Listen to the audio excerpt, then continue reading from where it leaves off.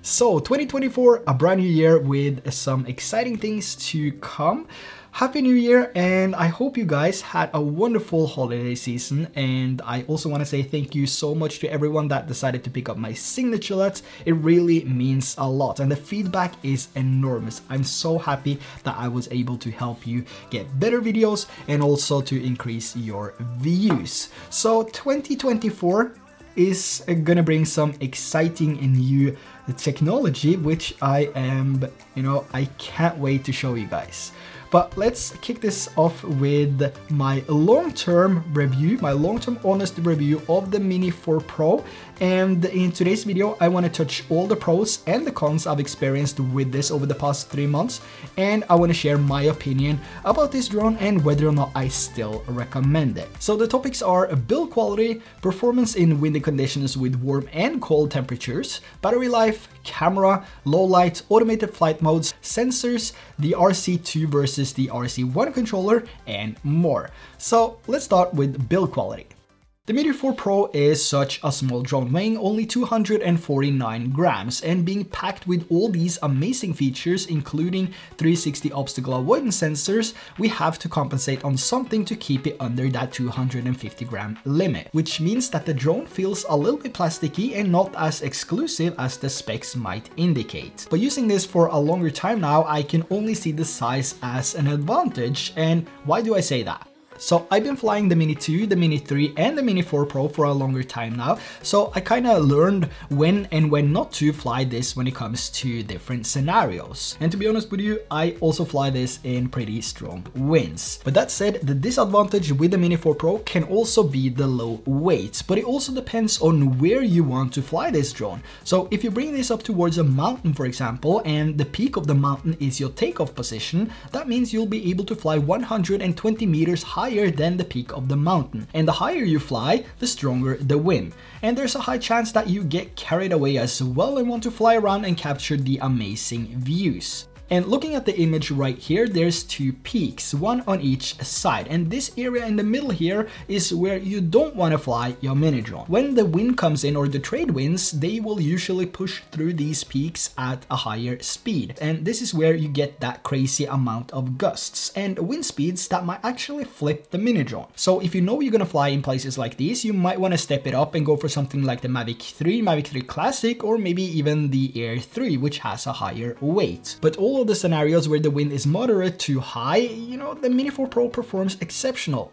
Now, when it comes to higher temperatures like 40 to 50 degrees Celsius, I didn't experience any warnings or messages saying that the Mini 4 was too hot. This also comes down to the amount of wind you're flying in and if you're moving the drone or not. So if you fly in a windless condition and you want to shoot a time lapse, for example, I wouldn't place the drone above water and maybe not too high either, because the Mini 4 Pro doesn't have an internal fan, which means there's nothing that will cool it down. So you kind of have to rely on movement or some sort of wind. And when it comes to flying the Mini 4 Pro in colder temperatures like minus 20 degrees Celsius, it performs just as good as in high temperatures. However, if you don't keep the batteries warm pre-flight, you might experience a shorter flight time, so I recommend that you place the batteries inside your jacket or your car to keep them as warm as possible. Now, talking about flight time, the advertised flight time of the Mini 4 Pro is 34 minutes, just like the Mini 3 Pro. But in reality, you're never gonna get close to this if you want to shoot some amazing videos. So this is how it works in reality. The further away from the takeoff position you fly, the shorter flight time you'll have. Your flight time is also depending on the speed you travel, so flying in sports mode in combination with distance will drastically reduce your flight time. Personally, I'm getting about 24 minutes of flight time on average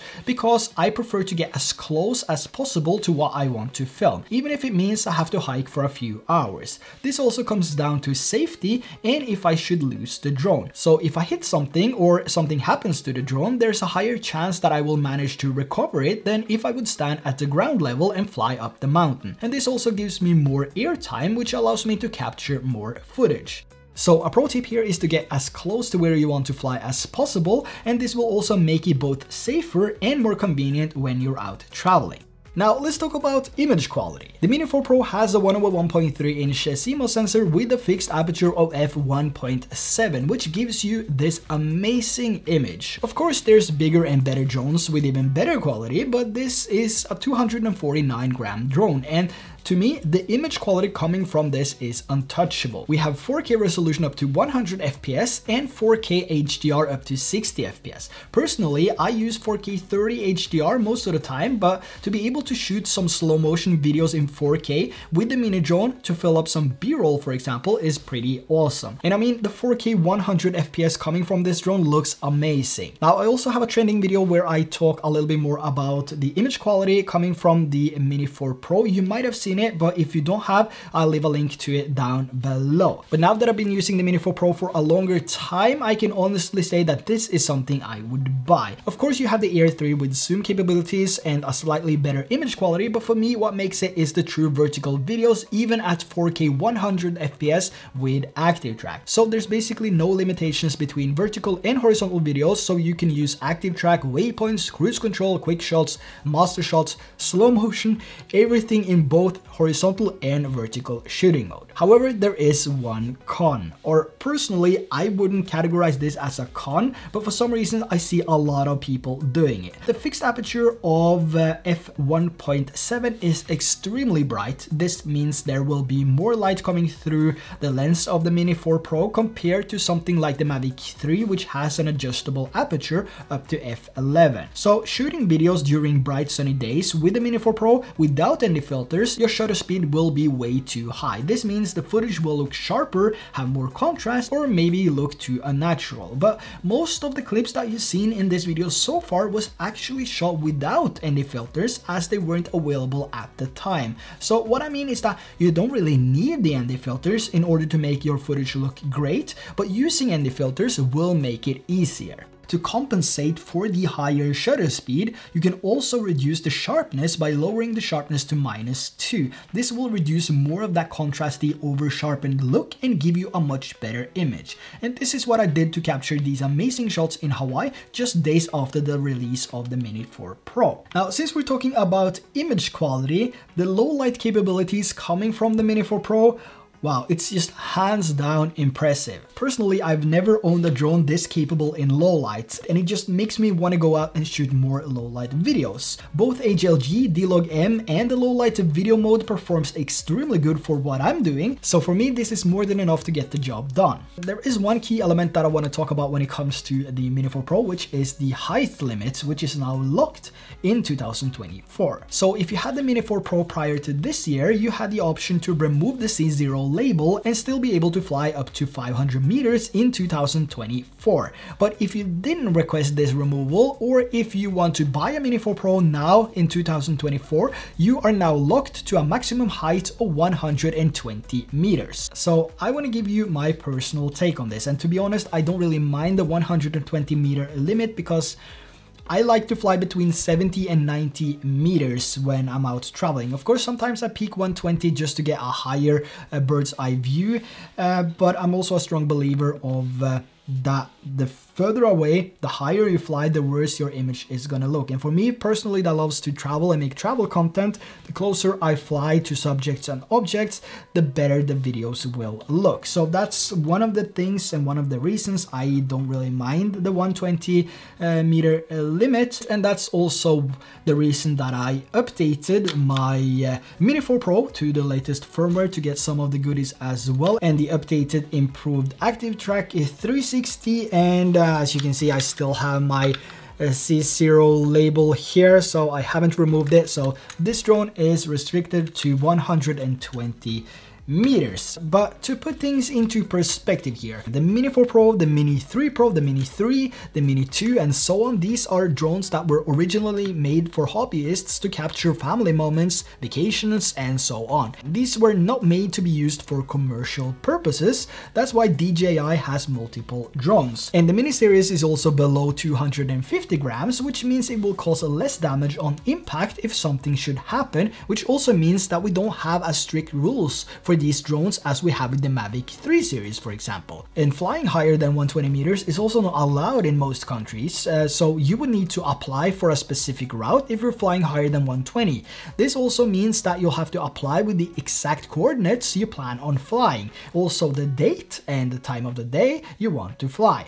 So this is the entire process you have to go through in order to fly legally above 120 meters. But if you're already a content creator, or if you want to start up a brand new YouTube channel and you want to add a drone to fill up the aerial gaps that you might have missed out on by not having a drone, the Mini 4 Pro, despite the 120 meter limit, is an amazing drone. And just like my previous video, the main reason for picking the Mini 4 Pro over the Mini 3 Pro is the features you get. Even if the image quality is almost identical for 99% of what you'll end up using it for, it has additional features you won't see in the Mini 3 Pro, like waypoints, cruise control, active track, and the 360 obstacle avoidance system. Even though a lot of people are used to fly a mini drone without the 360 degrees obstacle avoidance sensors, the full 360 coverage allows us to have these features like waypoints and cruise controls. And I also got a lot of questions of when I think these amazing features will come to the Mini 3 Pro, and the answer is never.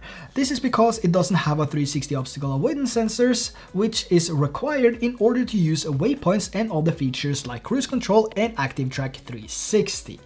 Now, like I said, I've been flying the Mini 3 Pro and the Mini 4 Pro for a very long time now. That means I've been putting some hours into the RC2 and the RCN controller, and I must say the differences between the RC1 and the RC2 controller is huge. I remember when I first started making videos with the Mini 3 Pro that my biggest concern and issue was the amount of lag I experienced prior to my flights, like changing settings, navigating through the menu, and so on. But with the RC2 controller, there is no lag whatsoever thanks to the new updated processor. And also the OcuSync 4.0 is a huge step up from 3.0 when it comes to range and signal, especially here in Norway and Europe. So the CE transmission has always been an issue when it comes to these drones, but now it's much easier to keep a consistent signal without having a dropout after 300 meters. But I guess it also comes down to what you need though. I haven't really had any issues with the Mini 3 Pro and the RC1 controller when it comes to everyday use. It's only the lag on the controller, but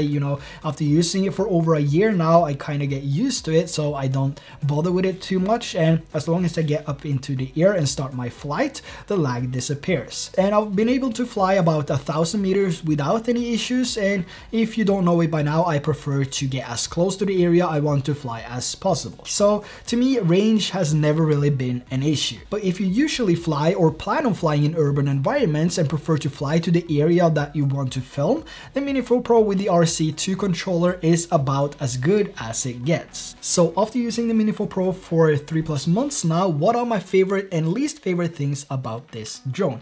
First, let's start with the least favorite things and the things I want to see improved in the next generation of mini drones, and that would be snap-on propellers. I really prefer to have snap-on propellers because we have that on the bigger drones, and it also means that if you should bend your propellers, when you are putting it down into your backpack, this can happen because if you're not using the prop guards, the props can fall down like that and you kind of squeeze them and you can bend them.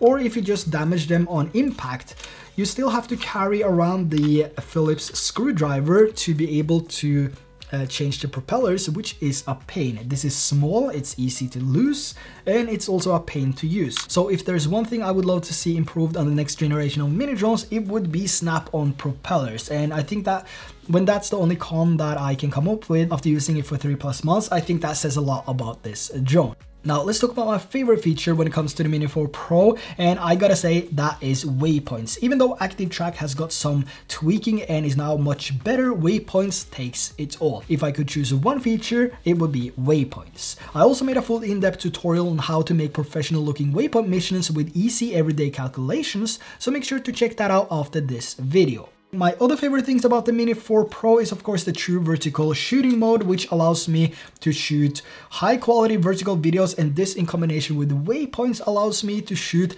the same clip in both vertical and horizontal with just a tap of a button. And of course we have D-Log-M, which is my favorite color profile. It's the easiest one to color grade in my opinion, and it's the profile that gives you the best dynamic range for the price, because if you want more dynamic range, a better color profile, you will have to opt in for a bigger drone like the Mavic 3, Mavic 3 Cine, and so on. So for the price that you pay for the Mini 4 Pro drone and to have HLG and D-Log M10B color profile, it's just amazing. And another thing I want to add as well is the weight of it, 249 grams, and you know, flying in moderate to high winds is not really that big of an issue. I have never had any issues flying the Mini 4 Pro, so to me the weight is not really an issue. I still don't get why so many people are complaining about the weight. Don't buy it. It can't, you know, shoot videos in high winds. Yeah, it can. That's the problem, it can. And I've been doing it for years with the Mini 2, Mini 3 Pro, and the Mini 4 now as well. So there's not really that much issues when it comes to flying this in moderate to high winds.